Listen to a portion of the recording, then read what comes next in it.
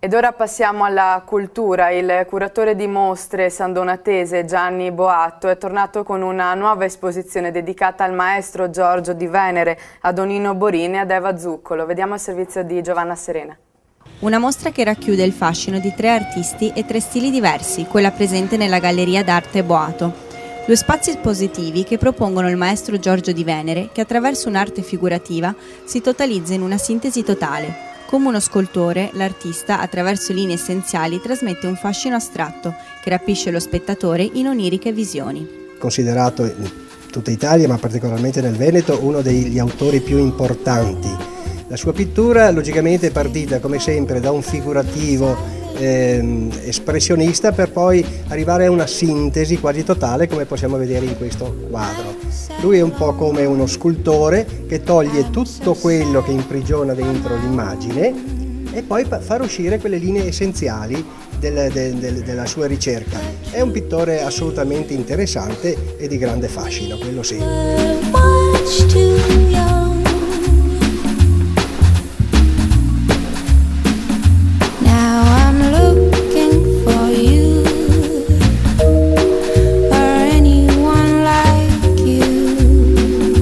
Nella seconda parte della mostra sono presenti altri 2 artisti, uno allievo del maestro di Venere, Donino Borin, che propone nelle sue opere paesaggi circostanti e solitari, come il mare e i pescherecci, dove l'uomo, pur non essendo presente, riesce a far emergere la sua forza vitale. Le mie opere trattano il paesaggio in cui sono nato. Io sono nato a Caorde, un paese di mare, di laguna, di porto, di pescatori. Tutto quello che mi circonda io lo riporto sulle tele perché sono attratto dal paesaggio che mi circonda. Non è comunque presente nelle sue opere la figura umana?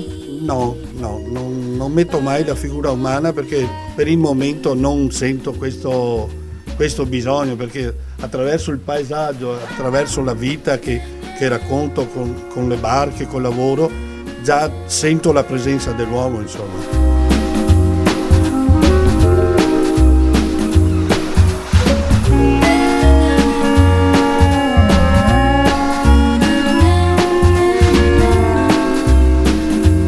Di uno stile arricchito con preziosità e cromature color oro sono invece le opere di Eva Zuccolo, che ripropone le città mediterranee, quali la stessa Venezia, attraverso un'accurata ricerca di tessuto che traspare in luoghi e viaggi esotici, dove l'uomo attraverso scambi culturali ricerca e ritrova se stesso.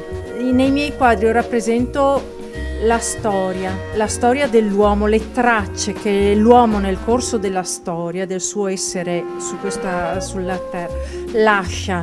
Tutto quello che viene lasciato dall'uomo nel corso della storia nelle varie epoche diventa la cultura, la nostra ricchezza, e quindi per questo anche i miei quadri sono così materici, perché e hanno anche queste velature di colore, queste sovrapposizioni, questi segni che l'uomo lascia nel tempo, che si sovrappongono e si arricchiscono tra di loro, diventano la nostra cultura e la nostra storia insieme. Ecco, questo io ricerco nei miei quadri, la ricchezza, la positività dell'uomo, quello che l'uomo di bello sa fare, sa dare, sa lasciare dietro di sé, che diventa una nostra ricchezza, la nostra storia e la nostra cultura.